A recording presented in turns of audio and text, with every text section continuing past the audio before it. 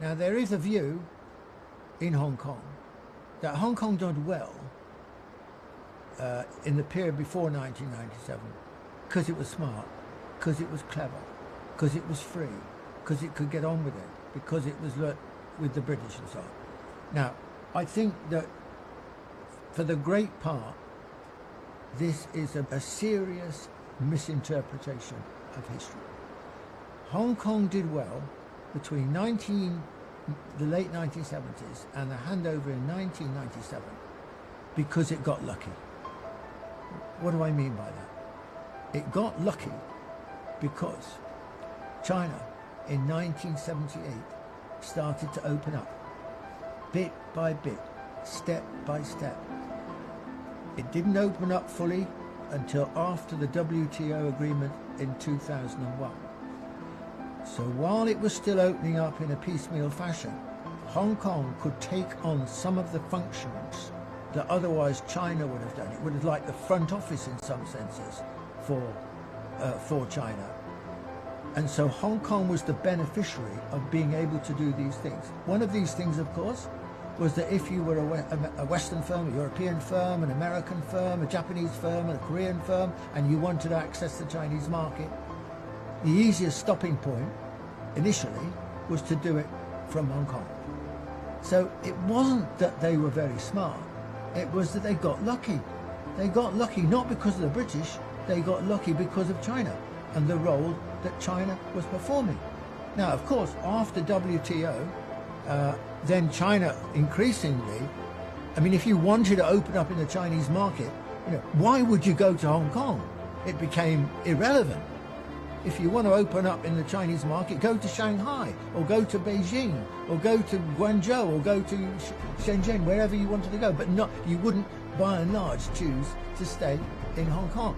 So the raison d'etre, the cause of Hong Kong's relative success in that period, disappeared. And Hong Kong had to find a new role in the period after 1997. So it wasn't China's fault that this happened. This was a change of circumstances in the relationship between China and Hong Kong. Now, another reason that the period since 1997 has been criticised, particularly by the British, say the former governor of Hong Kong, Chris Patten, would say, China's not been true to democracy and so on. Now, this, in my view, this is British hypocrisy. Britain ran Hong Kong for 155 years. And I'll tell you something, there was never a semblance of democracy. Did they ever introduce universal suffrage? Did they ever talk about universal suffrage? Not a word of it until after the handover agreement, and then with Chinese rule looming, then it became essential that Hong Kong was democratic in a Western-style fashion. This was hypocrisy. How should Hong Kong try and proceed now? Now, I think a word of criticism here of the Chinese government and its handling of Hong Kong.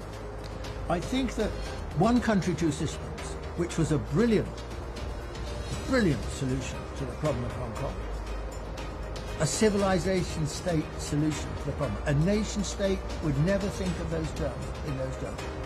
But what is one country, two systems? How do you create the balance between the two?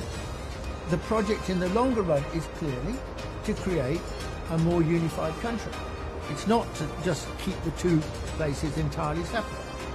And I think one of the difficulties that China has had is that initially its reaction to the handover, remember this is 1997, this is China just turning outwards into the world.